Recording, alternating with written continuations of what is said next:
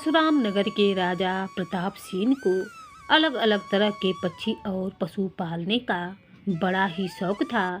इसके लिए उन्होंने अपने राजमहल के नज़दीक ही एक बहुत बड़ा बगीचा बनाया था, जिसमें अलग अलग तरह के पक्षी जाते थे। उसके राज्य में कोई भी ऐसा व्यापारी आता जो पक्षियों को बेचता तो राजा प्रताप सिंह उससे मुँहमांगी कीमतों पर अपनी पसंद के पक्षी खरीद लेता। इसके अलावा वह खुद भी साल में एक बार जंगल में पशु पक्षी पकड़ने के लिए जाया करता था। एक बार राजा जंगल गया, वहाँ पर राजा ने कई तरह के तोते और दूसरे पक्षी पकड़े। तभी राजा की नज़र एक हिरण पर पड़ गई। राजा ने फंदा डालने के लिए रस्सी हाथ में ली और घोड़ा दौड़ा दिया। हिरण भागते भागते झाड़ियों में गुम हो गया और राजा के हाथ न लग सका। राजा बड़ा ही मायूस होकर वापस अपने महल की तरफ लौटने लगा, लेकिन वह रास्ता भूल चुका था। हिरण का पीछा करते हुए वह जंगल में न जाने कितनी दूर तक आ गया था। उसके आसपास घने पेड़ों के अलावा और कुछ नहीं था। वह सोचने लगा कि इस घने जंगल में रुकना ठीक नहीं है। उसे किसी एक रास्ते पर चलते हुए आगे बढ़ना चाहिए, ताकि वे महल में पहुंच जाए या अपने साथियों से मिल जाए। यही सोचकर राजा एक सीधे रास्ते पर चल पड़ा। राजा को चलते चलते बहुत देर हो चुकी थी, परंतु उसे कोई भी सही रास्ता नहीं मिल रहा था। अब सूरज भी ढलने वाला था, लेकिन अंधेरा होने से पहले राजा को एक पगडंडी मिल गई और वह उस पगडंडी पर चलने लगा। कुछ दूर चलने के बाद उसे रोशनी नजर आने लगी। राजा उस रोशनी की दिशा में आगे बढ़ता गया। नज़दीक पहुंचने पर उसे पता चला कि वह एक झोपड़ी थी और झोपड़ी के आगे एक किसान और उसकी पत्नी बैठे हुए थे। किसान राजा को देखकर बहुत ही हैरान हुआ और घबराते हुए कहने लगा, महाराज आप यहाँ पर? राजा कहने लगा, मैं यहाँ पर पक्षी पकड़ने के लिए आया था। एक हिरण के पीछे भागते हुए मैं रास्ता भूल गया। अब मैं रात यहीं गुजारना चाहता हूँ। सुबह होते ही मैं यहाँ से चला जाऊँगा। उस किसान ने बेचैन होकर कहा, महाराज यह सब कुछ आपका ही तो है, मगर आप यहाँ पर कैसे ठहरेंगे? मेरे पास तो एक अच्छा बिस्तर भी नहीं है। राजा ने कहा, तो क्या हुआ? अगर मैं भी एक किसान होता तो क्या राजमहल के शाही मुलायम बिस्तर पर सोता? इसके बाद किसान ने राजा के घोड़े को एक पेड़ से बांध दिया और उसके सामने खाने के लिए कुछ घास भी डाल दी। राजा ने किसान से पूछा, तुम्हारा नाम क्या है? महाराज मेरा नाम कलवा है। राजा ने कहा, अच्छा अगर कुछ खाने का सामान हो तो मेरे लिए ले आओ, मुझे बहुत ही भूख लगी है। किसान कहने लगा, हुजूर मेरे पास आपके खाने के लिए कुछ भी नहीं है, बस कुछ सूखी हुई रोटियां पड़ी हैं, वे आप खा नहीं पाएंगे। राजा कहने लगा, तुम इस बात की चिंता मत करो, मैं वह रोटियां खा लूँगा, तुम बस ले आओ। किसान हैरानी से राजा को देखने लगा और फिर सुबह की बनी हुई बासी रोटियां ले आया। राजा ने रोटियां खाई, पानी पिया और फिर ईश्वर का धन्यवाद किया। बहुत ज़्यादा थके होने के कारण राजा को जल्दी ही नींद आ गई। जब सुबह हुई तो राजा अपने वापस जाने की तैयारी करने लगा और किसान से बोला, कलवा अगर तुम कभी महल की तरफ आओ तो मुझे ज़रूर मिलना। अब तुम मुझे रास्ता बता दो, मैं चलता हूँ। कलवा जब राजा को रास्ता दिखाने के बाद वापस अपनी झोपड़ी में लौटा तो उसने देखा कि उसकी पत्नी के हाथों में एक सोने की माला थी। पत्नी कहने लगी, जिस जगह पर महाराज सोए हुए थे वहाँ पर यह माला पड़ी हुई थी। किसान ने अपनी पत्नी के हाथ से वह सोने की माला ले ली और कहने लगा, जल्दी से 2-4 रोटियां बना दो, मैं अभी के अभी राजमहल जाना चाहता हूँ और या सोने का हार मैं वापस महाराज को दे दूंगा। पत्नी कहने लगी, यह तुम क्या कहते हो जी? घर आई हुई दौलत को क्यों ठुकरा रहे हो? और फिर पत्नी गुस्से में कहने लगी, तुमने कोई चोरी थोड़े ना की है, इसे बेचकर हम आराम की जिंदगी गुजारेंगे। कलवे ने उस रात सोने की माला को उलट पलट कर देखा। उसमें एक चमकदार हीरा भी लगा हुआ था। अपनी पत्नी की बात को सुनकर कलवा गुस्से में कहने लगा, अरे भाग्यवान, तुम सोच समझकर बात किया करो। यह सोने का गहना ना तो तुम्हारी मेहनत की कमाई है और ना ही मेरी मेहनत की कमाई, तो फिर हम इसे नहीं रख सकते हैं। मैं इसे जरूर वापस करने जाऊंगा। अब इससे ज़्यादा कुछ बोलने की तुम्हें ज़रूरत नहीं है। चुपचाप तुम रोटियां बना दो। उसी दिन शाम होने तक कलवा राजमहल में पहुंच गया। पहरेदार ने कलवे को महल के दरवाजे पर ही रोक लिया।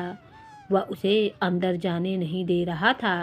कलवे ने पहरेदार से बहुत ही विनती की, परंतु फिर भी वे नहीं माने। आखिरकार कलवे ने पहरेदार से कहा, ठीक है, तुम लोग मुझे अंदर मत जाने दो, लेकिन महाराज से इतना कह दो कि कल शाम वाला कलवा आया है। पहरेदार उसकी इस बात को मान गए और यह खबर अंदर महाराज तक पहुंचा दी गई। महाराज के आदेश पर फौरन ही कलवे को अंदर बुलाया गया। कलवे ने महाराज को प्रणाम करने के बाद वह सोने की माला महाराज के सामने रख दी। महाराज इस बात से बहुत ही खुश हुए और कलवे को कहने लगे, मैं तुम्हारी ईमानदारी से बहुत ही खुश हूँ। यह सोने की माला मैंने जानबूझकर वहाँ पर छोड़ी थी। कलवा हैरान होकर कहने लगा, जी हुजूर, जानबूझकर? राजा ने कहा, हाँ, क्योंकि मैं तुम्हारी ईमानदारी की परीक्षा लेना चाहता था। अब तुम उस परीक्षा में खरे उतरे हो, तो अब तुम इनाम के हकदार हो। देखो, ऐसा है कि मैं तुम जैसे ईमानदार आदमी की बहुत ही कद्र करता हूँ, इसीलिए मैं तुम्हें अपने राज दरबार में एक खजांची नियुक्त कर देता हूँ। क्या तुम्हें यह मंजूर है? कलवा कहने लगा, हुजूर, मैं तो आपका गुलाम हूँ, आप जो भी हुक्म देंगे मैं हाजिर हूँ। वैसे तो महाराज मैं इस पद के लायक नहीं हूँ, फिर भी आप जो चाहेंगे मैं वही करूँगा। और फिर कलवे ने वहीं पर महल में रहकर खजांची का पद स्वीकार कर लिया। कुछ ही दिनों के बाद कलवे ने अपनी पत्नी को भी वहीं पर बुला लिया। महाराज ने कलवा और उसकी पत्नी के रहने के लिए एक बहुत ही आलीशान मकान की व्यवस्था कर दी। एक खजांची के तौर पर कलवा पूरी ईमानदारी के साथ अपना काम करने लगा। महाराज कलवे के काम से बहुत ही खुश थे। इसके अलावा महाराज कभी कभी कलवे से अपने राजपाट के कार्यों में सलाह मशवरा भी कर लिया करते थे। राजा को अपने खजांची की दी हुई सलाह भी बहुत ही पसंद आती थी। इस प्रकार कुछ दिन बीत गए। इधर महाराज की पत्नी को महाराज के द्वारा खजांची के साथ सलाह मशवरा करना बिल्कुल भी पसंद नहीं था। वह अक्सर ही महाराज से कहा करती थी, महाराज, आप अपने खजांची से दूरी बनाए रखें, क्योंकि असल में तो यह एक गरीब किसान ही है। आपने इसे ज़रूरत से ज़्यादा सम्मान दे दिया है। परंतु महाराज जानते थे कि कलवा एक बहुत ही ईमानदार और समझदार आदमी है और वे अपनी पत्नी की बातों को अनसुनी किया कर देते थे। असल बात यह थी कि उनकी पत्नी का सगा भाई भी राजमहल में ही रहा करता था और रानी यह चाहती थी कि महाराज उनके भाई को अपना सलाहकार बना लें। एक दिन वह महाराज से कहने लगी, महाराज, आप हमेशा अपने खजांची से ही सलाह मशवरा करते रहते हैं। आप कभी मेरे भाई को भी मौका दीजिए। उसमें भी बुद्धि और समझदारी की कोई कमी नहीं है। बल्कि मेरा मानना तो यह है कि वह आपके खजांची से भी ज़्यादा बुद्धिमान और समझदार है। महाराज कहने लगे, रानी, अगर ऐसी बात है तो हम तुम्हारे भाई और अपने खजांची दोनों की बुद्धि की एक परीक्षा रखते हैं। इस तरह से सिद्ध हो जाएगा कि दोनों में से कौन अधिक बुद्धिमान है। अगर तुम्हारा भाई इस परीक्षा में खरा उतरा तो फिर हम उसे अपने दरबार में अपना सलाहकार बना लेंगे। रानी कहने लगी, ठीक है महाराज, मुझे आपकी शर्त मंजूर है। और फिर राजा ने अपने खजांची और रानी के भाई को अपने पास बुलाया। उन दोनों से कहा कि आप दोनों तैयार हो जाएं और मेरे साथ चलें। राजा अपने खजांची और रानी के भाई को लेकर अपने महल से कुछ दूरी पर पहुंच गए, जहां एक खुले मैदान में एक मिट्टी का बहुत बड़ा ढेर लगा हुआ था।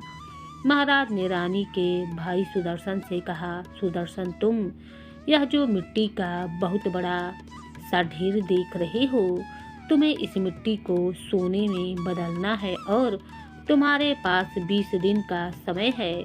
इतना कहकर महाराज वहां से चले गए और फिर वे अपने खजांची को लेकर एक दूसरी जगह पर गए। वहां पर भी एक खुले मैदान में वैसा ही मिट्टी का एक बड़ा सा ढेर लगा हुआ था। तब राजा ने अपने खजांची से कहा कि आपको इस मिट्टी के ढेर को सोने में बदलना है और आपके पास भी इस काम के लिए सिर्फ 20 दिन का समय है। इस दौरान राजा की पत्नी भी उन्हीं के साथ थी और फिर दोनों राजा रानी वापस महल में लौट आए। वे लोग 20 दिन की अवधि बीतने का इंतजार करने लगे। इस दौरान रानी का भाई, जो कि मिट्टी के ढेर को सोने में कैसे बदला जाए, यही सोच सोच कर बहुत ही परेशान हो रहा था। और फिर आखिर में उसे ऐसा लगा कि शायद राजा का कहना यह था कि इस मिट्टी के ढेर के नीचे कोई खजाना दबा हो। यही सोचकर वह मिट्टी के ढेर से मिट्टी हटाने लगा और उस जगह को खोदने लगा, परंतु उसे कोई लाभ न हुआ। वहां पर उसे कोई सोना न मिला और वह थक हार कर बैठ गया। अब 20 दिन के समय अवधि पूरी हो चुकी थी। राजा और रानी दोनों ने ही यह निश्चय किया कि अब वह जाकर देखेंगे कि उनकी दी गई परीक्षा में कौन खरा उतरा है। राजा रानी सबसे पहले उस जगह पर गए जहां रानी का भाई था। वहां पहुंचने पर दोनों ने देखा कि मिट्टी का ढेर वैसे का वैसा ही था और रानी का भाई सिर पर हाथ रखे एक तरफ बैठा हुआ था। यह देखकर राजा और रानी दोनों को ही हैरानी हुई। इसके बाद राजा उस जगह पर पहुंचा जहां पर खजांची को यह काम दिया गया था और जब राजा और रानी वहां पर पहुंचे तो उन्होंने देखा कि वहां पर मिट्टी का ढेर मौजूद नहीं था, बल्कि उसकी जगह पर कई तरह के मिट्टी के बर्तन मौजूद थे, जैसे घड़ा, सुराही आदि। खजांची राजा को देखते ही उसके पास आया और कहने लगा, महाराज की जय हो।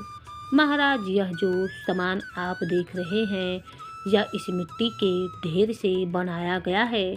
मैंने कई कुम्हारों को काम पर लगाकर यह सब तैयार करवाया है और यह बिल्कुल तैयार हैं। मैं इन्हें बाजार में बेचकर ढेरों सोने की असरफियाँ इकट्ठी कर सकता हूँ।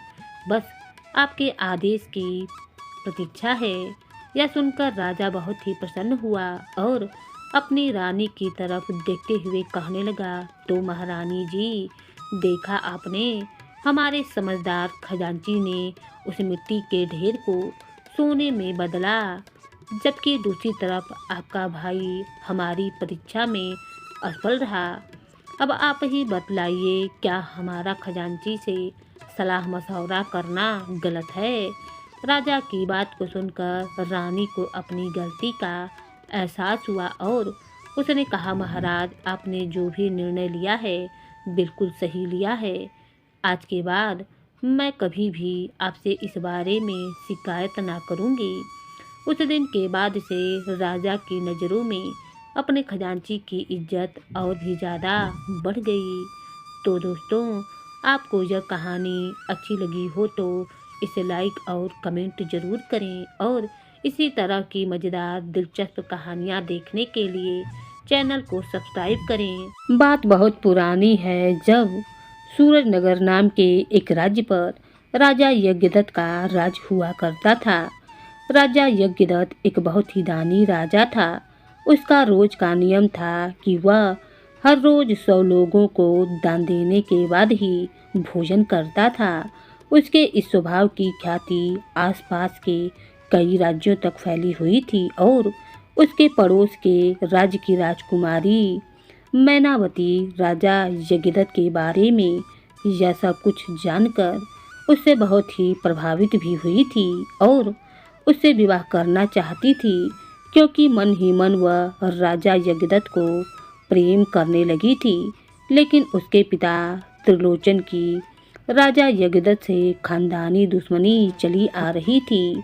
दोनों राज्यों के रिश्ते बिल्कुल भी अच्छे न थे, इसीलिए प्रजा के लोग भी एक दूसरे के राज्य में आते जाते नहीं थे। लेकिन कुछ चूड़ी बेचने वाली स्त्रियों को एक दूसरे के राज्यों में आने जाने पर कोई रोक टोक न थी। एक ऐसी ही चूड़ी बेचने वाली औरत से राजकुमारी को राजा यज्ञदत्त के बारे में पता चला था कि राजा यज्ञदत्त एक बहुत ही धर्मात्मा राजा है। वह रोज 100 याचकों को दान दिए बगैर भोजन नहीं करता।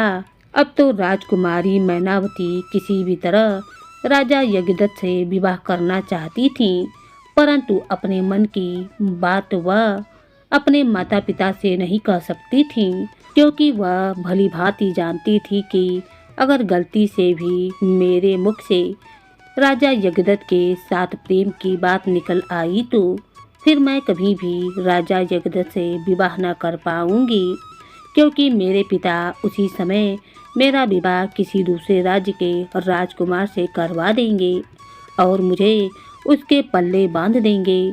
जबकि मैं तो राजा यज्ञदत्त को पाना चाहती हूँ, क्योंकि मेरे दिल में वही बसा हुआ है। राजकुमारी ने अब यह फैसला तो कर लिया था कि मुझे ही कुछ ना कुछ करना होगा।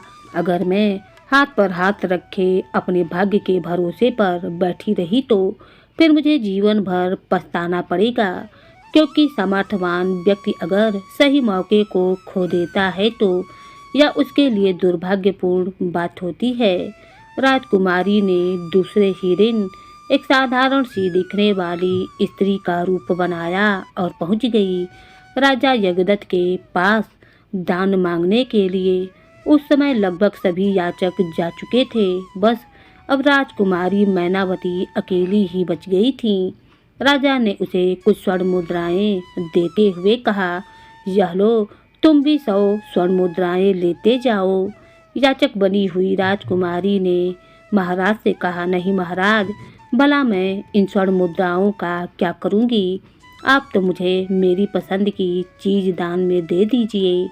राजा ने कहा, हाँ हाँ क्यों नहीं, तो मुझे अपनी इच्छा तो बतला दो कि तुम्हें दान में क्या चाहिए। बताओ, तुम्हें इन स्वर्ण मुद्राओं के बदले में क्या दें? राजकुमारी बोली, महाराज, आप पहले मुझे वचन दीजिए कि मैं जो भी आपसे मांगूंगी आप मुझे वह दे देंगे।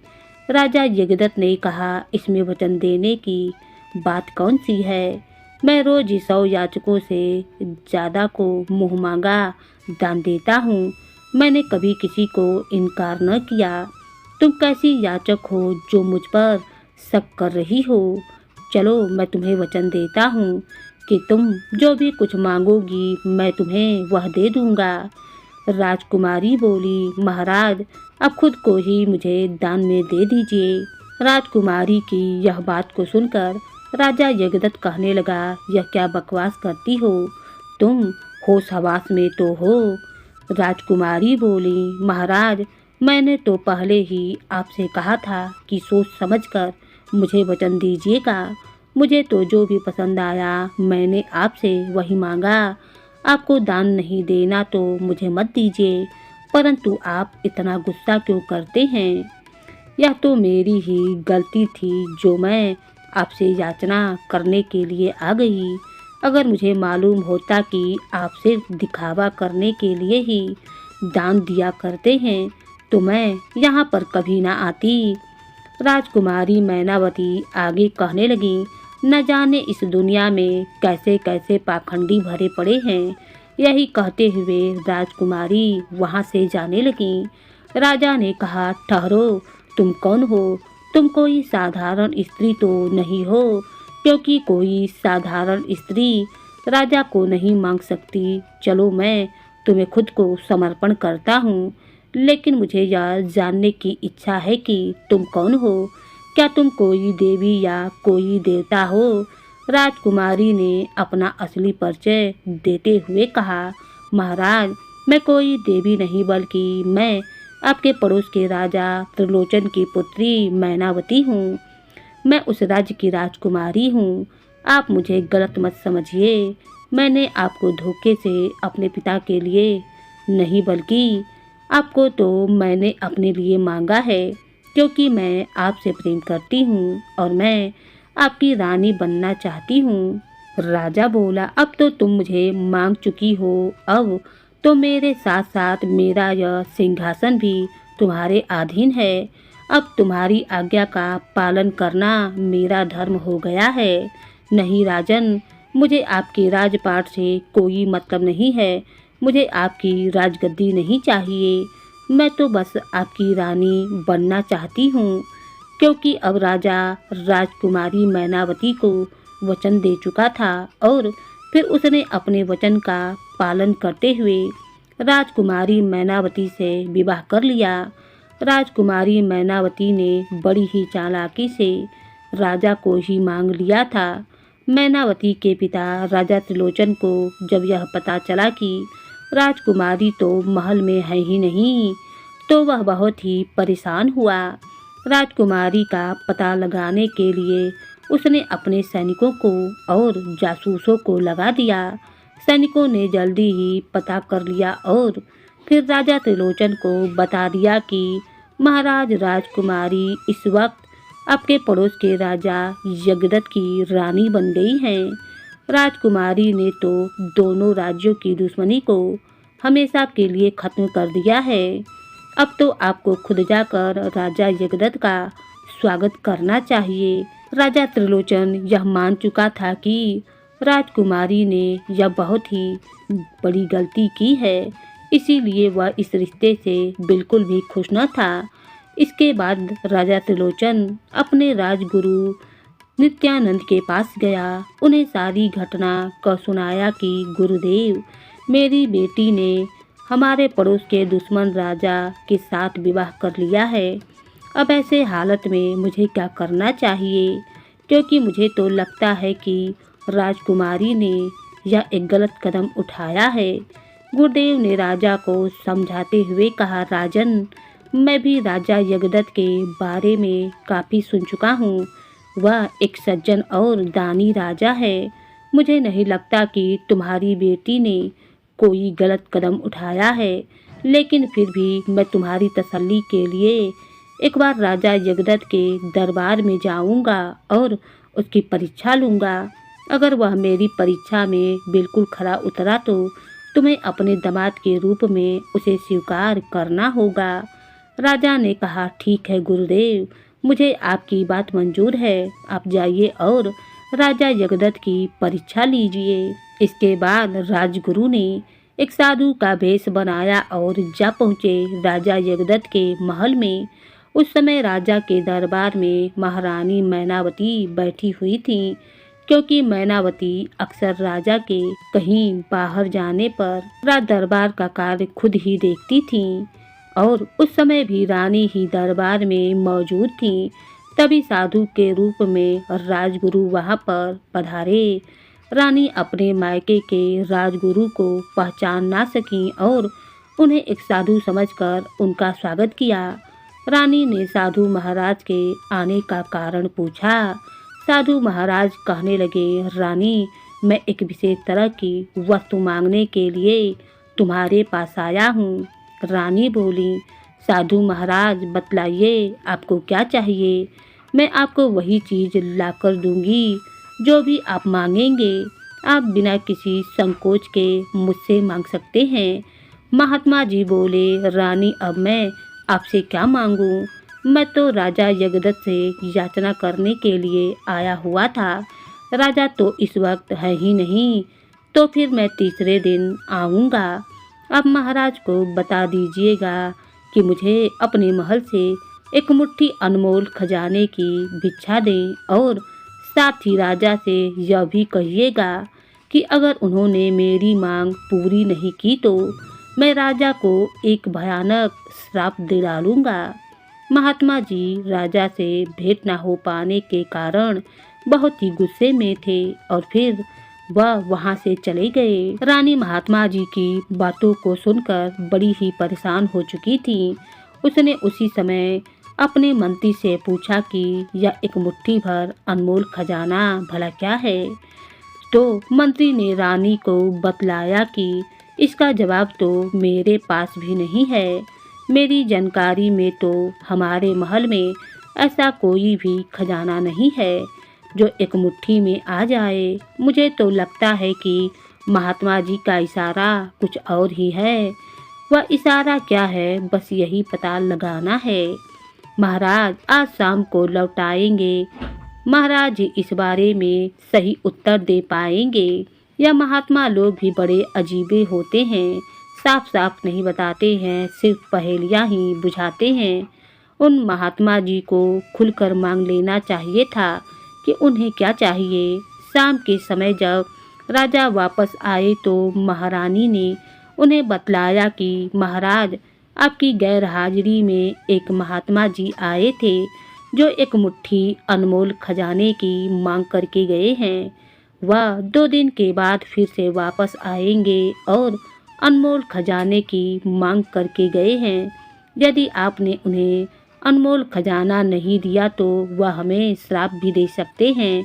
यह सुनकर राजा जगदत्त बड़ी ही चिंता में पड़ गया कि एक मुट्ठी खजाना, भला यह हमारे दरबार में कौन सी चीज़ है। राजा ने अपने दरबार के कई विद्वानों को बुलाया और उनसे सलाह ली, परंतु कोई भी विद्वान इसका सही उत्तर नहीं दे पाया। एक विद्वान ने कहा कि महात्मा जी की यह मांग बिल्कुल गलत है।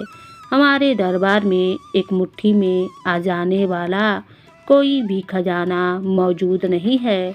तो दूसरा विद्वान कहने लगा, महाराज मुझे तो लगता है कि महात्मा जी का इशारा आपकी बहन यानी कि राजकुमारी पुष्पा की तरफ ही था। यह सुनते ही मंत्री ने बीच में टोक दिया, आप तो बेकार की बातें करते हैं। राजकुमारी ना तो मुट्ठी में आ सकती हैं और ना ही वह कोई खजाना है। आप बेकार की बातों को छोड़िए और उसका सही अर्थ लगाइए। अगर आप लोगों में से कोई भी विद्वान इस बात का सही उत्तर ना दे पाया तो आप सभी विद्वानों की छुट्टी कर दी जाएगी। राजा के दरबार में विद्वानों की आवश्यकता है, मूर्खों की नहीं। मंत्री की यह बात सुनकर सभी विद्वान घबरा गए, क्योंकि अभी तक तो उनके दिन बड़े ही मज़े से राजा को सिर्फ कहानियाँ सुना सुना कर ही कट रहे थे। मगर उस महात्मा ने तो उल्टा सवाल करके उन सबके पेट पर लात मार दी थी। अब वे लोग आपस में विचार विमर्श करने लगे कि क्या किया जाए। एक ने कहा कि चलो उन महात्मा जी से ही चलकर पूछ लेते हैं कि उनकी इस बात का क्या मतलब है। दूसरे विद्वान ने कहा, परंतु हमें तो पता ही नहीं कि वह महात्मा जी कहाँ रहते हैं, अब हम उन्हें कहाँ पर ढूंढेंगे। तीसरे ने कहा, अब यहाँ पर आपस में बातें करने से कुछ नहीं होगा, उनको ढूंढने से ही पता चलेगा कि वह कहाँ रहते हैं। अब हमारे सुख के दिन चले गए हैं। उन महात्मा जी को ढूंढने के लिए हमें जंगलों में भटकना पड़ेगा। और फिर सभी पांचों विद्वान जंगल की तरफ निकल गए। इधर उन विद्वानों पर ना तो राजा को भरोसा था और ना ही मंत्री को, जबकि रानी तो पहले से ही जानती थी कि यह विद्वान तो सिर्फ राज दरबार में जगह घेर कर बैठे हैं और सिर्फ बैठे बैठे पैसे उठा रहे हैं। राजा जगदत्त को अब यह चिंता हो रही थी कि 2 दिन का समय बीतने में कितना वक्त लगता है।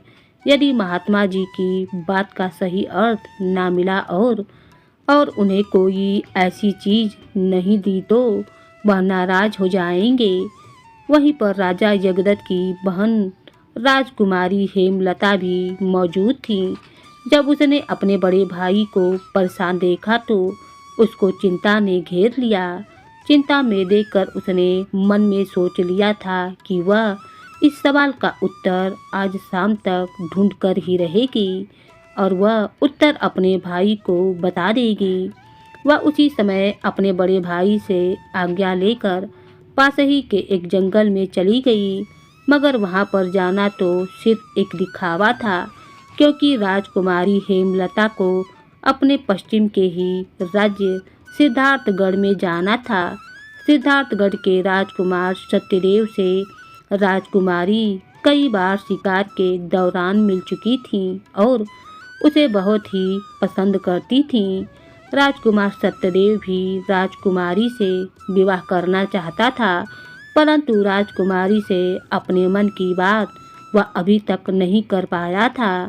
राजकुमारी तो शिकार के बहाने से राजकुमार सत्यदेव से मिलने जाया करती थी, परंतु फिर भी वह राजकुमार से अपने प्रेम के बारे में नहीं कह पाई थी। राजकुमारी ने अपना घोड़ा दौड़ाया और पहुंच गई सिद्धार्थगढ़ के जंगलों में, जहां पर राजकुमार सत्यदेव पहले से ही मौजूद था। हेमलता को देखते ही वह बहुत ही खुश हुआ।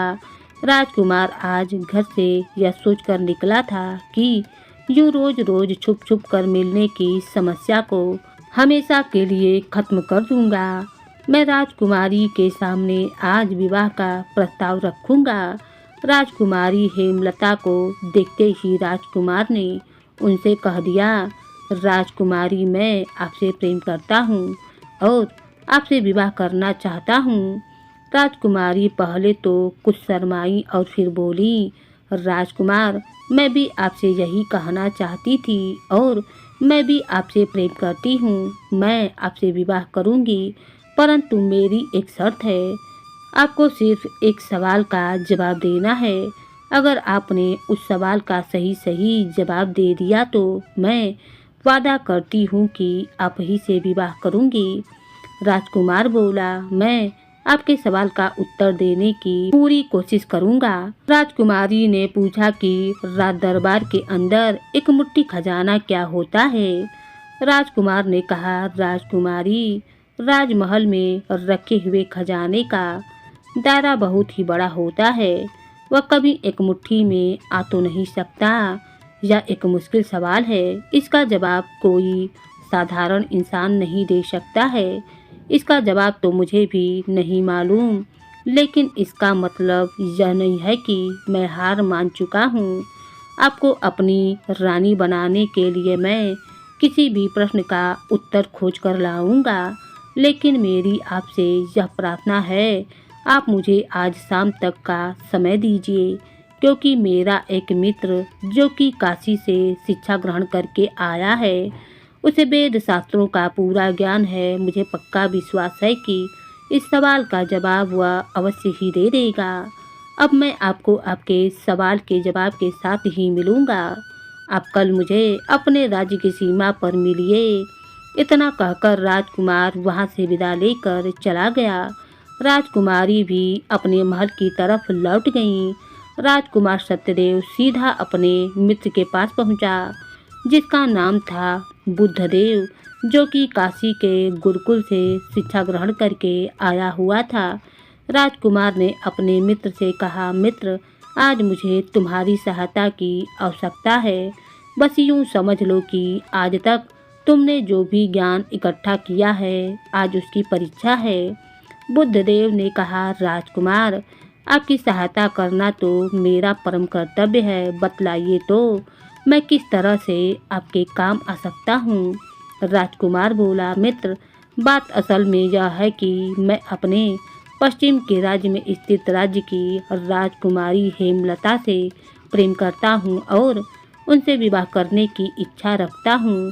लेकिन राजकुमारी ने मेरे सामने एक शर्त रखी है कि मुझे उनके एक प्रश्न का उत्तर देना होगा, और प्रश्न यह है कि एक मुट्ठी अनमोल खजाना क्या है, क्योंकि वह महात्मा जी कल से फिर दरबार में आएंगे और उन्हें हर हालत में एक मुट्ठी अनमोल खजाना देना ही होगा, वरना वो राजा यगदत्त को कोई भयानक श्राप दे देंगे। इसके बाद राजकुमार ने पूरे विस्तार से अपने मित्र बुद्धदेव को सारी बात बता दी। कुछ देर तक विचार करने के बाद बुद्धदेव के चेहरे पर एक मुस्कुराहट लौट आई। वह कहने लगा, राजकुमार, मुझे आपके प्रश्न का उत्तर मिल गया है, परंतु मैं आपके प्रश्न का उत्तर यहाँ पर नहीं दे सकता। आपको मेरे साथ महल के बगीचे में चलना होगा। और फिर दोनों दोस्त महल के बाहर बने हुए शाही बगीचे में पहुंच गए, जहां पर तरह तरह के फूल खिले हुए थे। कई प्रकार के फलों के पेड़ वहां पर लगे हुए थे, जो फलों से लदे हुए थे। वहां पर पहुंचकर बुद्धदेव ने कहा, राजकुमार, जिस अनमोल खजाने के बारे में आप पूछ रहे हैं, वह खजाना हर जगह मौजूद है। इस वक्त आप अनमोल खजाने के ऊपर ही खड़े हैं, और वह खजाना है यह मिट्टी, जिसके अंदर कई अनमोल खजाने भरे पड़े हैं। इसी के अंदर बनी हुई खदानों से अनमोल हीरे निकलते हैं। इसी मिट्टी के ऊपर किसान अपनी पैदावार करता है, जिससे फसलें पैदा होती हैं। आप अपने चारों तरफ नज़र दौड़ाएं, यह फल फूल सभी इसी मिट्टी से पैदा हुए हैं। यह मिट्टी इन सब का निर्माण करती है। यहाँ तक कि सोना, चांदी, हीरा या सभी कुछ इस मिट्टी के अंदर से निकलते हैं।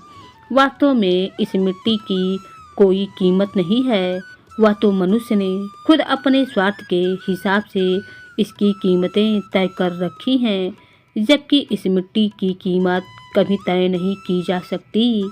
क्या आप इस मिट्टी की कीमत का अंदाज़ा लगा सकते हैं जिस पर आपका महल खड़ा है? क्या इस मिट्टी की कीमत बता सकते हैं जिस पर पर्वत खड़े हैं, नदियाँ बहती हैं? मतलब यह कि कुल मिलाकर यह अनमोल खजाना यह मिट्टी ही है। अगर आपको मेरे जवाब के बारे में जरा भी शंका है तो आप भी मुझसे और सवाल पूछ सकते हैं। मैं हर कठिन से कठिन सवाल का जवाब दे सकता हूँ। राजकुमार ने कहा, नहीं मित्र, अब मुझे तुम्हारे जवाब में कोई संदेह नहीं है। मैं पूरी तरीके से संतुष्ट हूँ, परंतु मैं चाहता हूँ कि तुम मेरे साथ सूरजगढ़ नगर की सीमा तक चलो और वहाँ से राजकुमारी के साथ उसके महल में जाओ। तुम्हें राजा यगदत्त को यह सारी बातें अपने तर्कों से समझा दो। बुद्धदेव अपने मित्र की इस बात पर सहमत हो गया और फिर कुछ ही देर के बाद वे दोनों सूरजनगर की सीमा पर जा पहुँचे, जहाँ पर राजकुमारी हेमलता उनका इंतजार कर रही थी। इसके बाद राजकुमारी हेमलता बुद्धदेव को लेकर राजा यगदत्त के पास पहुँची और कहने लगी, यह हमारे पश्चिम में बसे हुए राज्य के एक बहुत ही बड़े विद्वान बुद्धदेव हैं। यह आपको एक मुट्ठी अनमोल खजाने का रहस्य समझा सकते हैं। इसके बाद बुद्धदेव ने कई तरीकों से कई तर्कें देकर महाराज यगदत्त को समझाया कि एक मुट्ठी खजाना कुछ नहीं बल्कि एक मुट्ठी खजाना मिट्टी है। राजा बुद्धदेव के तर्कों से पूरी तरीके से संतुष्ट था। तब तीसरे दिन महात्मा जी राज दरबार में पधारे, जो कि असल में राजगुरु थे। तो वह गुस्से में तमतमाते हुए आए। उन्हें लग रहा था कि राजा यगदत्त उनके प्रश्नों का उत्तर नहीं दे पाएगा। महात्मा के पधारने पर राजा ने उनका स्वागत किया और पूरे सम्मान के साथ उन्हें बैठने के लिए कहा। लेकिन महात्मा जी बोले, राजन, मैं यहाँ पर तुम्हारे साथ बैठने के लिए नहीं आया हूँ। मुझे तो जल्दी से अपने महल के खजाने में से एक मुट्ठी अनमोल खजाना दे दो। राजा ने कहा, हाँ महात्मा जी, मैंने सारा इंतजाम कर दिया है। अभी आपको आपकी मांगी हुई चीज दे देता हूँ। और फिर राजा ने महात्मा जी की झोली में एक मुट्ठी मिट्टी डाल दी। यह देखकर महात्मा जी बहुत ही खुश हुए और राजा को आशीर्वाद देते हुए वहाँ से चले गए। इसके बाद महात्मा के भेष में आए हुए राजगुरु सीधा राजा त्रिलोचन के पास पहुँचे। उन्हें समझाते हुए कहने लगे, राजन, आपके कहने पर मैंने राजा जगदत्त की परीक्षा ली और वह मेरी परीक्षा में एकदम खरे उतरे हैं। इसीलिए अब आप मेरी मानिए तो उन्हें दामाद के रूप में स्वीकार कर लीजिए और उन्हें पूरे सम्मान के साथ अपने राज्य में आने का निमंत्रण भेजिए। राजा अपने गुरुदेव की आज्ञा को टाल नहीं सकता था। साथ ही साथ अब उसे इस बात की संतुष्टि हो चुकी थी कि उसकी बेटी ने एक सही निर्णय लिया था और अब समय आ गया था कि जब दोनों राज्यों की दुश्मनी को भूलकर इस संबंध को एक मधुर संबंध में बदल दिया जाए। और फिर राजा ने अपने दामाद जगदत्त को अपने राज्य में आने का न्योता भेजा। जब वे लोग वहां पर आए तो बड़ी ही धूमधाम से उनका स्वागत किया गया। अब दोनों राज्यों के बीच में दुश्मनी खत्म हो चुकी थी। इस घटना के कुछ ही दिनों के बाद जगदत्त की बहन राजकुमारी हेमलता ने मैनावती को राजकुमार सत्यदेव के बारे में बतला दिया और यह भी बताया कि कैसे सत्यदेव की सहायता से ही उन्हें उन साधु महाराज के प्रश्नों का सही उत्तर मिला था। और फिर सभी की सहमति से राजकुमारी हेमलता का विवाह राजकुमार सत्यदेव के साथ कर दिया गया। तो दोस्तों, आपको यह कहानी कैसी लगी कमेंट बॉक्स में ज़रूर बतलाएं और हाँ, लाइक शेयर सब्सक्राइब भी करें। धन्यवाद।